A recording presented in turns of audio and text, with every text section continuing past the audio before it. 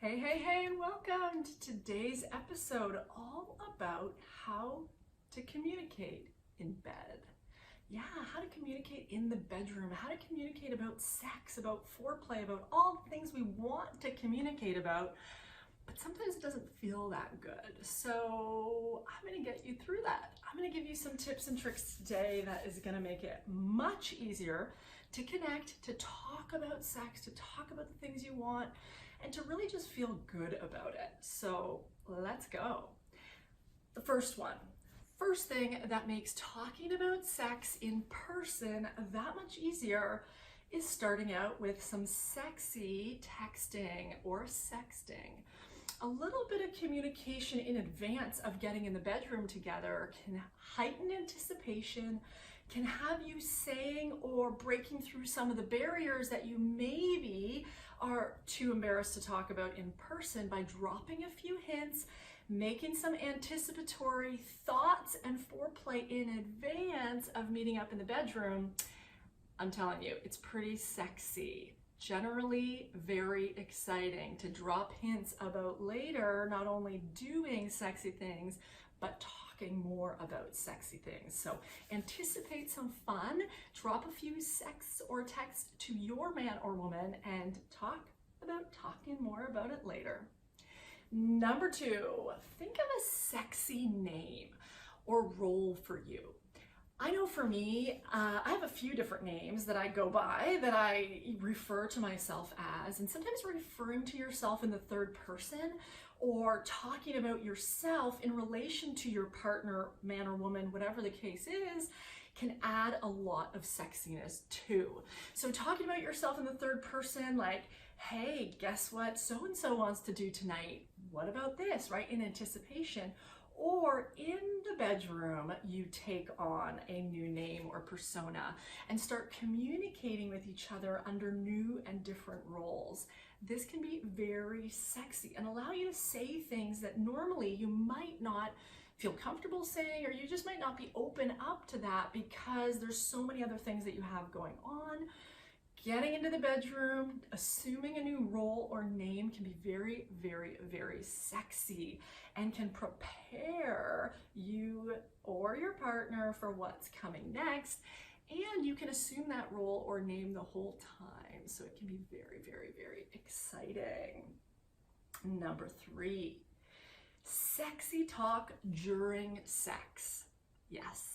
During sex is one of my favorite times to talk about very, very sexy things, to talk about kinky things, to talk about taboo or exciting things, to talk about things that I maybe want to convey about sex, but sometimes it doesn't feel as comfortable outside of the sex scenario. So communicating during sex can be very powerful, not only to release and connect in a different way, but also to heighten the sensations in your body and the connection between you as you start to drop new things, as you start to talk about new sexy things that you maybe don't talk about outside of the bedroom. So I know for me, if we are talking sexy during sex, whether it's foreplay, whether it's, him giving me pleasure, me giving him pleasure, or us doing it at the same time, whatever it is, I find talking about sex, being very present and talking about what's turning us on, what's bringing us pleasure in the moment,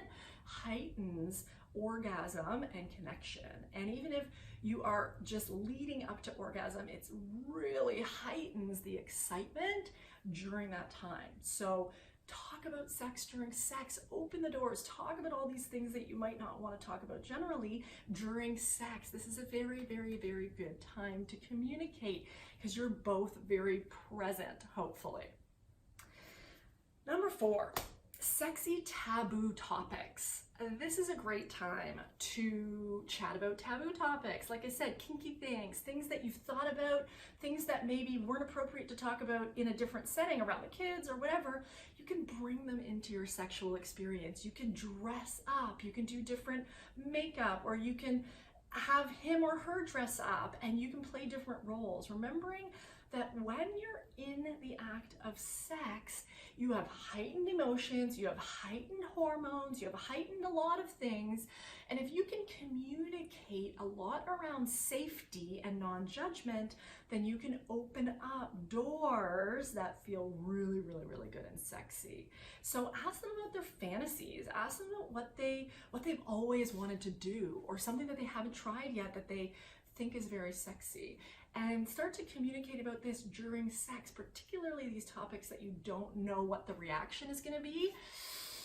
Not always perfect for during sex, but sometimes just perfect. Even if it changes the mood, even if it does change up some things, it's an awesome way to communicate and then potentially even go deeper together, which is really fun. I know for me that enhances my sexual experience to talk about those things, particularly taboo or kinky during sex. I get much more turned on. And number 5 is all about sexy self-confidence. I want you to remember, when you're talking about sex or you're in the bedroom and you guys are communicating, confidence is the key. The first thing to kill a mood is feeling like I'm not good enough, or I'm doing something wrong, or I'm wrong, or something doesn't feel right and it's my problem. And it's easy to kind of get your ego in the way of you experiencing and being fully present. And I think this is really one of the main mood killers. So check your ego at the door. Once you're in the bedroom together, talk about it openly and over communicate safety. Have a safe word together, over communicate what the whole point of this is. Openly say, I'm just here to give as much pleasure as I can to you. I'm here to receive all the beautiful pleasure you have for me. Let's open up communication lines and not get hurt or insulted by the little things or the awkwardnesses that are inevitable during the act of sex. Just do it. Let yourself communicate about it. If you can start to open these doors of communication with your partner, with yourself, and you start to feel, wow, I know what turns my body on. I mean, there's nothing more that kills a mood than someone who's just like, I don't know what I want you to do. I don't know what I'm doing. It's okay to not know what you're doing. It's okay to not know how you want pleasure, but communicating it in a confident way and being open and curious and having fun and exploring and not worry that it's going to be wrong in any way really adds to the mood. Try those things today, Fit Mama. Have fun with it. Enjoy your sex life. Connect with your partner or partners and just have a good time.